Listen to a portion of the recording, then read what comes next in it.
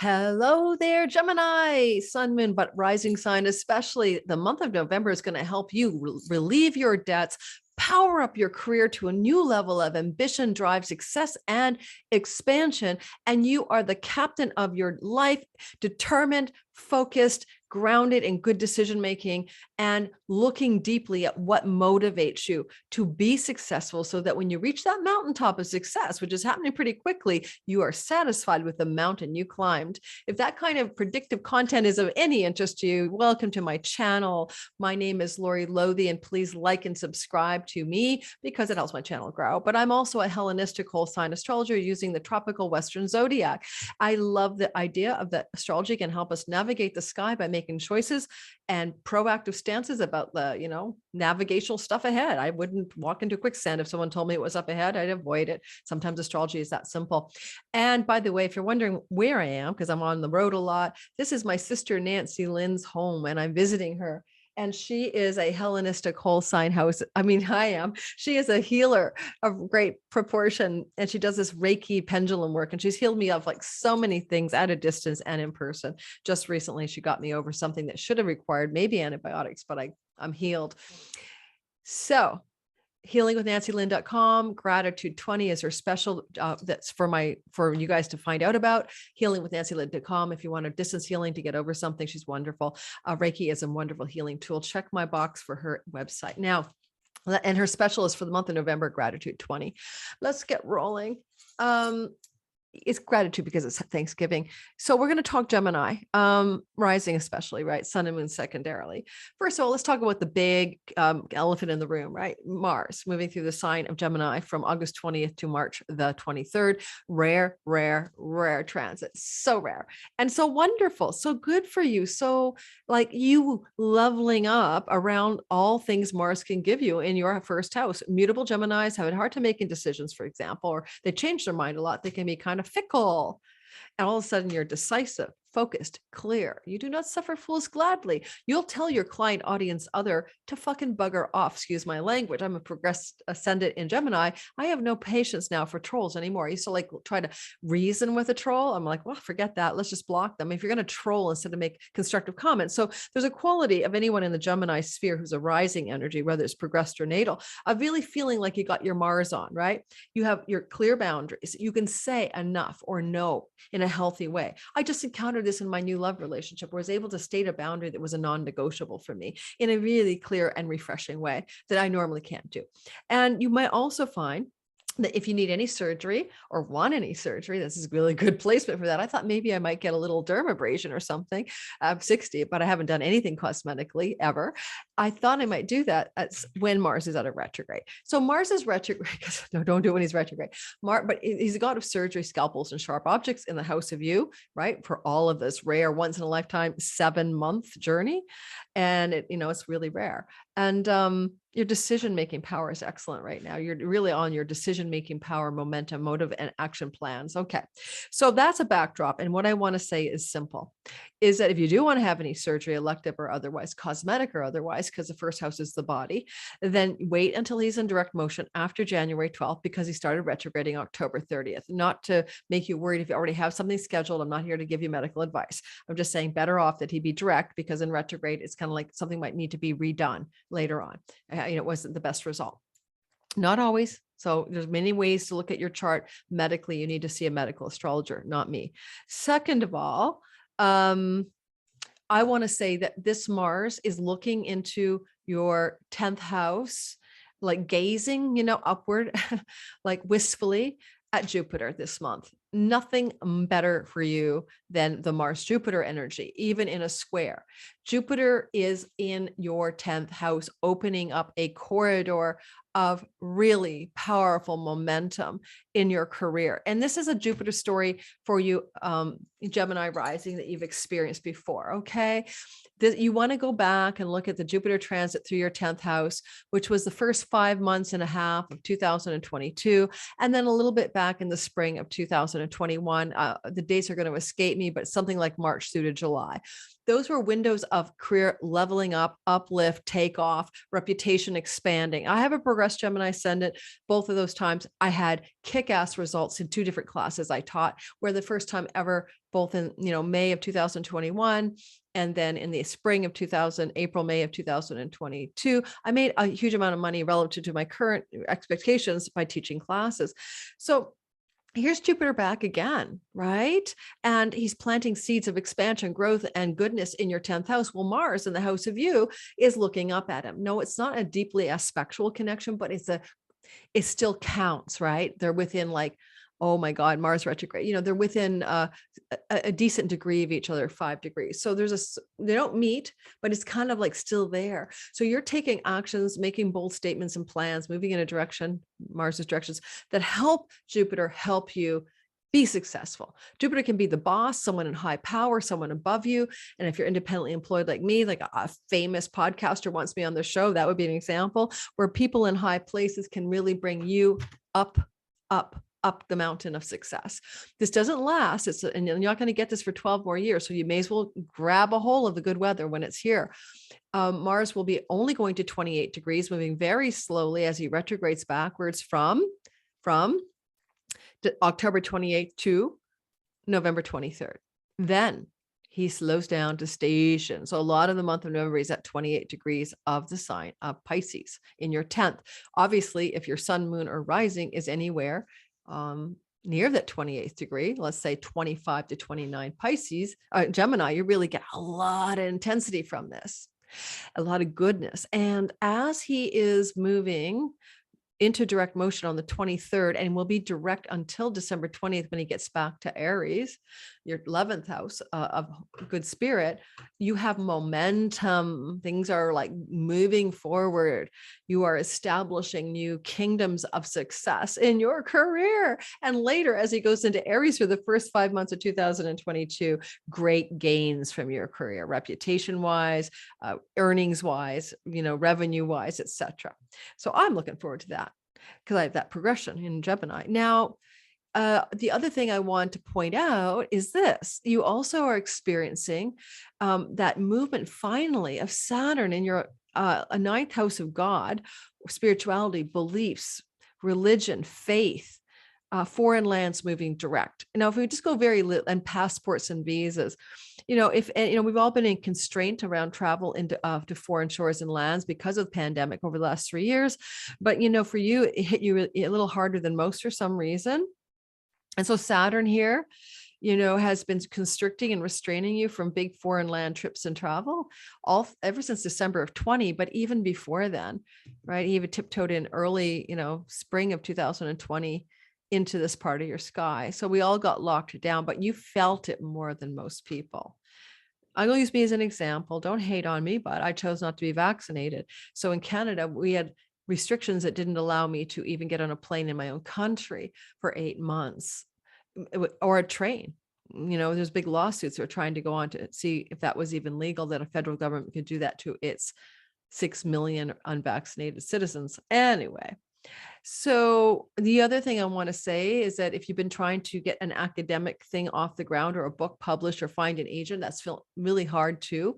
Or you may have challenges with a father figure or patriarchal figure with Saturn in your 9th, and that's shifting as well. Because on October 23rd, he went direct, and he's direct all through November. And there's new refreshing momentum where trips and travels are possible, visas and legal affairs go in your behalf, where patriarchal figures support you and don't give you a hard time, especially father figures. What I also want to point out is that you're going through a time of great transformation, and it continues to accelerate in November, where you've gotten rid of your addictions, self-defeating habits and patterns, self-sabotage, karmic garbage. And that's a bunch of eclipses, your 6th and 12th. And the eclipse on the 8th of November will really help power up this kind of real big 180-degree turning point around things that you hold back from or hold you back. And I mean it literally, like your own addictive patterns and habits are breaking free, 180-degree breakthroughs and break free here for a lot of Gemini rising, sun, and moon. So that November 8th eclipse, you may feel it a couple of weeks before and up to 6 months after as you bust free and bust out. Now, there's the same thing that eclipse is doing with the sun cazimi Mercury in Scorpio in your sixth house of work, job, and health, they could also help you break through health challenges that have bothered you. Because Venus Cazimi, the sun on the 7th, 8th, is going to be kind of like downloads from the divine. Great news, emails, phone calls, good health reports even coming through your sky.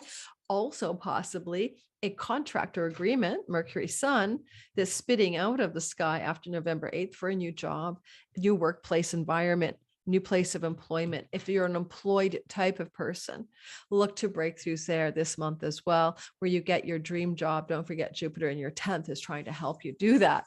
And Mercury in the heart of the sun on the eclipse, which is going to be around 1516 Taurus, is participating to bring you breakthrough job offers and job changes if you need that as you look towards November 8th, add 6 months. But often you see evidence of those changes much sooner, even within a month of the eclipse.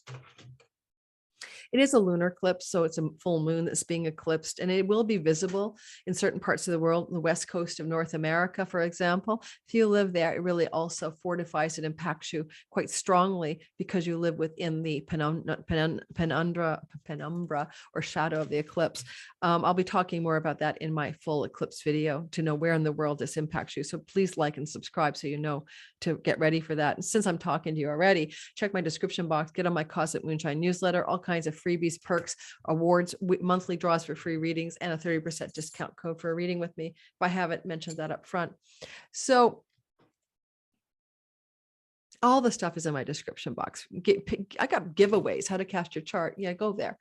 Freebies galore. Next, I'm going to talk a little bit about the Mercury Venus story a bit, not a lot, but Mercury is your lord of your sky. So you really care about what he does, Gemini. He's like the guy that has the goods for you one way or the other. And I want to mention that a few things that he's up to and what he's doing it with Venus. The two of them are like holding hands this month. So Venus in debility in Scorpio in your sixth house of work could mean difficulties. And she's been there all month. I mean, she started, in other words, that's the story of November. She would be impacting you there from October 23rd to November 15th. Problems with women in the workplace, difficulties with the finances through your job or workplace, challenges to your health perhaps. But anyway, Venus debilitated in Scorpio, sitting with Mercury in the same part of your sky, right? And he's been there October 29th and will be there till November 16th. There's a lot of intensity in the sixth house. It could just mean you're really busy. Work is busy. You're on your hustle. You're working hard. Things are happening, but you're also getting tired of the hard work, right? South node through the sixth house. You want to play more, work less. You want to find a better rhythm if you are a Gemini rising, especially sun and moon secondarily. But then here's the Mercury Venus story, and Mercury and Venus hold hands and cross on the 16th, 17th of the month, right behind each other into Sagittarius. And they're getting ready to start a narrative with the sun because there's going to be a beautiful Sagittarius new moon co-joined with the Lord of your sky, Mercury, and Venus out of her bad debility and visible in the sky as well in the month of December, getting ready to be visible. So all things are good here in your seventh house of love relationships, committed love stories, business partners, and outreach to your audience, marketplace, the place where you sell stuff, 10th from your 10th. If like me, you have a YouTube channel, for instance, this is your audience. Venus is the goddess of popularity. Mercury is marketing and selling or great news and even podcasts or something like that.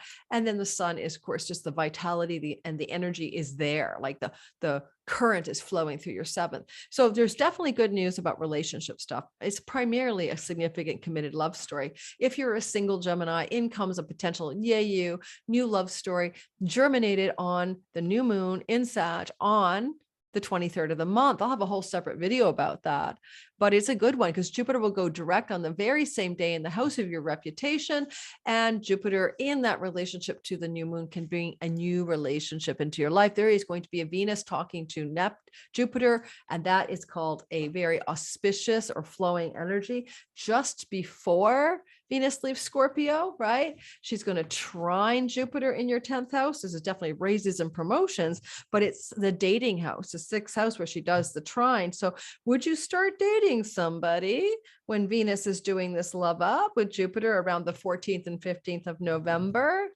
Possibly. Now, if you're in a relationship then, and then this energy is building before the 16th, 17th of the month with somebody, then it takes on a really sweet tone of a very solid potential for commitment. Now, with Mercury in your seventh with Venus near this new moon on the 23rd, I'll give you one thing to caution about, be worried about, but not worried, but note.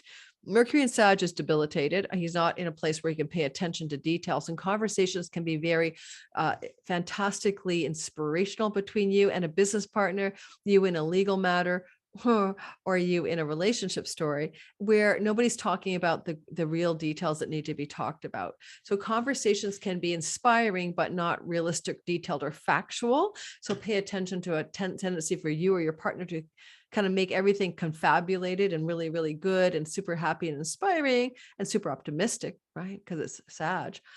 But you have to really also look at the details, basically, like really be practical about those details. For legal matters, same thing. Venus can bring a very positive, financially lucrative contract or agreement to you. And yet you need to look at those details. And the new moon has a 6-month flow out, right? So even though the new moon is only on the 23rd and the 2 weeks that follow, you also have a bigger arc of the next 6 months after, where relationship, business partner, and audience things are growing into something bigger, working their way towards a full moon 6 months later. Anything else I want to tell you? I'm going to talk about some micro transits during the month, and then we're going to finish up. So I'm going to talk about Mars. No, I did already start with the Mars trine Saturn. Sorry about that. I want to talk about the idea that Venus and Neptune are sort of like unconditional love, high art, beauty, and they're in a beautiful kind of trine of flow on November 10th, followed by sextile from Venus and Scorpio to Pluto and Cap on November 13th, Capricorn. This is very powerful energy. It forms a kind of sky love up called a mini grand trine. And between November 10th and 13th in your life, or you could even see the 8th to the 15th, something is powering up financially for you in a very positive way.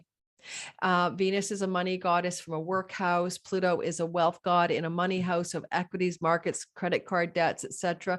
Also, Venus is in the 6th house. It can imply where you are indebted. Pluto's in a place that can show debt and indebtedness. And what looks to me is trying to happen is there's going to be some debt relief for you of some sort, or debt elimination or something like that between the 8th and the 15th of November.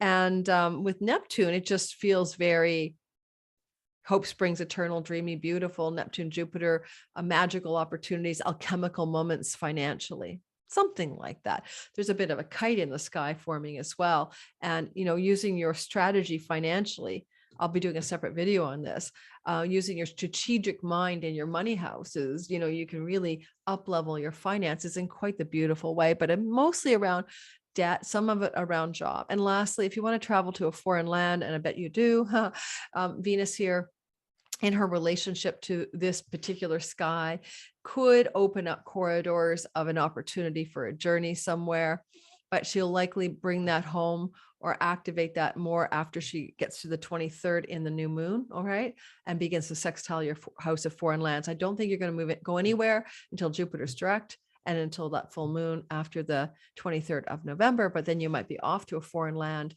in the aftermath of that. Now, and we're getting your tickets booked at the very least.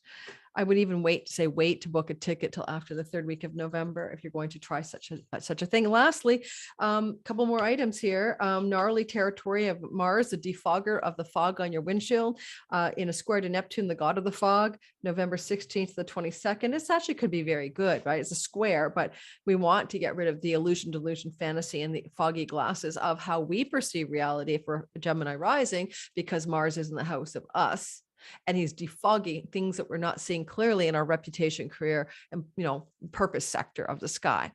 And that's just an ongoing, you're the agent of your own defogger. You turn the switch on, you dig into looking for clarity here, making decisions that help you execute things in a positive way in your career without an illusion or rose-colored glasses. Then Venus conjuncts Mercury on the 19th to the 23rd. It's a sustained conjunction as they hold hands in Sagittarius, traveling together in the house of legal affairs, business contracts, marriage, and audience. luscious time for all of those themes as the two of them collaborate for your benefit on the 19th and 23rd of the month. And lastly, November 26th, that Mars trine Saturn, I started with that end of the month, bring down to earth tangible, realistic results, ground your faith, hope, and reality in tangible actions, acting as if it's true, knowing the lay of the spiritual land that you're walking on. What do you really believe? How do you think the universe works? And then taking action and momentum and decisions in accordance with that. And at last, certainly planning that trip somewhere, because Mars will flow to Saturn and you'll get the visa, you'll get the passport, you'll get the momentum you need after the 26th of November to take that trip. Thank you guys. Usually to a foreign land or faraway place. Thanks for listening. I hope that wasn't too fast. I talk fast. I know I got 4 planets in Aries, but I'm trying to get all of these videos done on October 20. I recorded some on the 24th, the 5th, the 6th of October, because this goes to my Patreon community first, where you get ad-free access ahead of the public on all the videos I do for $5 a month. Think about joining my Patreon community. It's really probably worth it because people do not like the ads. All right, ciao, ciao. And I need to make the money to support the work I'm doing in the production. So I love the ad revenue, but you might not want to watch those ads. All right, thanks guys, ciao.